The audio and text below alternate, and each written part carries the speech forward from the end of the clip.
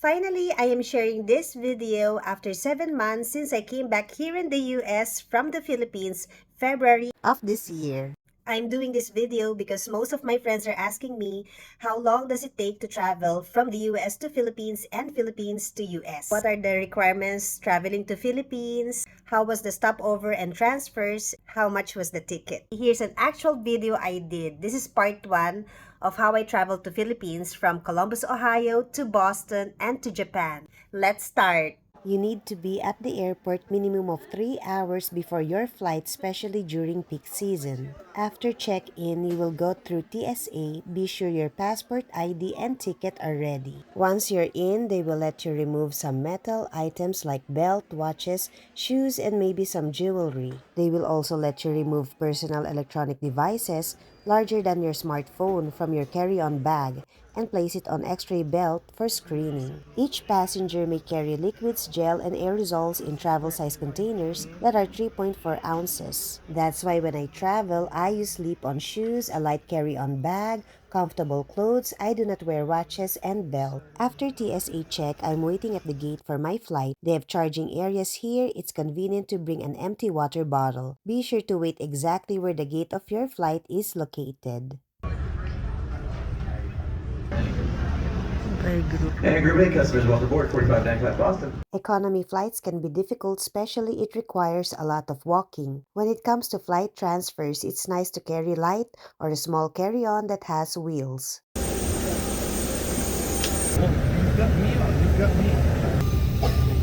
Of course, I always love the window seat.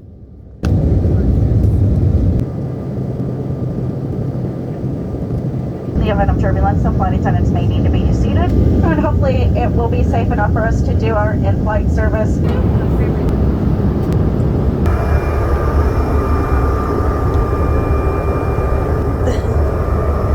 Airports in the US are huge. That's why whenever my hubby book my flight, I always ask for maximum 3 hours of layover before the next flight. In that way, I have time in case the gate is too far. Most of the time, I take a bus or subway going to the gate for my next flight. Upon arrival, I check immediately and ask where is the airline booth for my next flight, which is Japan Airlines. I make sure to use the restroom first before I go to the gate for my next flight. A staff from the airport told me I need to go out of this building for my flight transfer, which is a few minutes away to another building where I will get my ticket going to Japan. There is a bus shuttle outside and it's free. At this point, I'm getting a bit worn down. This is where I need to wait for the bus shuttle. Ang layo Terminal E ako, here in Boston Airport. Bus ride took 5 minutes to Terminal E where Japan Airline is. Terminal E.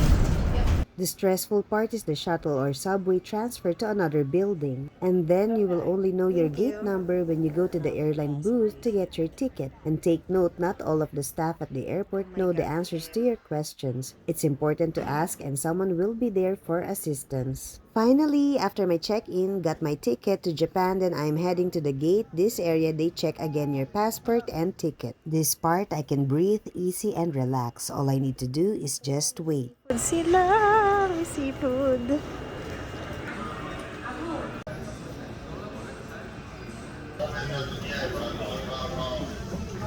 In this area, they quickly check again our ticket and they check the carry-ons of some of the passengers. By the way, this is my 3rd time to fly Japan Airlines because I love their food service, especially their airport. This is the first class area where the seat turns into bed. It's neat, the seats have partitions. Oh, sorry. This area is the business class.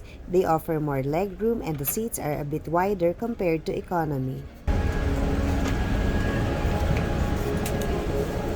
From this point is the economy area. Ta-da! This is where we entered going to the plane. Guess I got lucky. I don't have anyone seated beside me.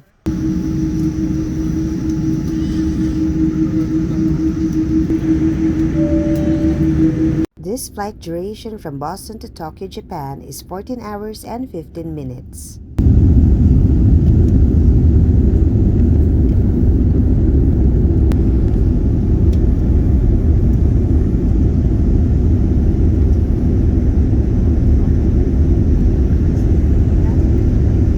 button is to adjust the light of the window. You can make it dark if you want to sleep.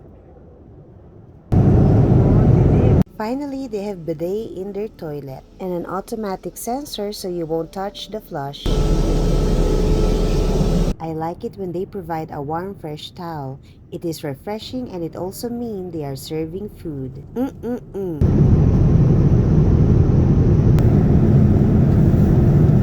Finally, we're in Tokyo, Japan. I hope you enjoy and learn something from this video. Watch for part 2, Travel from Tokyo, Japan to Philippines. Thanks for watching. Bye!